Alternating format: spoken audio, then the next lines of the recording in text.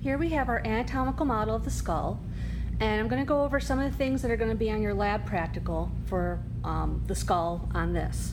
Now if we look here, I'm going to start with the lateral view. We have the temporal bone, and you might be able to make it out in the video, but you can see this faint line here, that's the squamous suture, parietal bone, frontal bone, the occipital bones here in the back.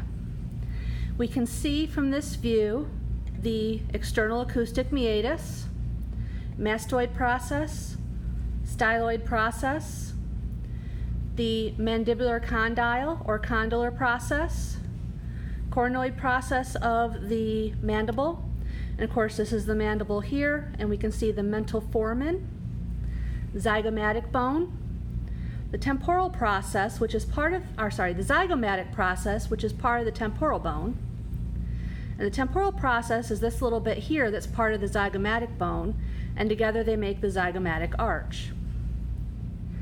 If we look at the anterior view, we can see frontal bone, nasal bones make up the top of the nose, the vomer is this bone here, the perpendicular plate of the ethmoid bone is the top part of the bony septum.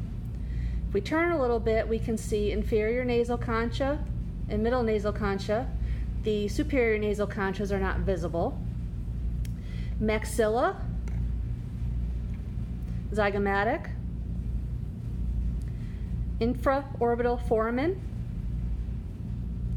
And if we look in the eye socket, I'll bring this up here, we can see here's the lacrimal foramen and the lacrimal bone. Behind the lacrimal bone is ethmoid bone. The anterior orbit is frontal bone, zygomatic bone, and in the back is sphenoid bone. If we go back to our lateral view, one thing I forgot to mention is here's our sphenoid bone as well. You can kind of make out these little lines. They're the outline of the sphenoid bone, which goes down all the way around and back up this side. Now we're going to look at the inferior part of the skull. We can see the occipital bone, foramen magnum, again mastoid process, styloid process, the palatine bone, the perpendicular palatine plate of the maxilla.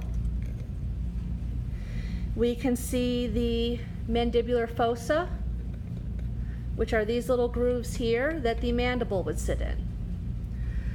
In the posterior, we can see the occipital bone, the lambdoid suture.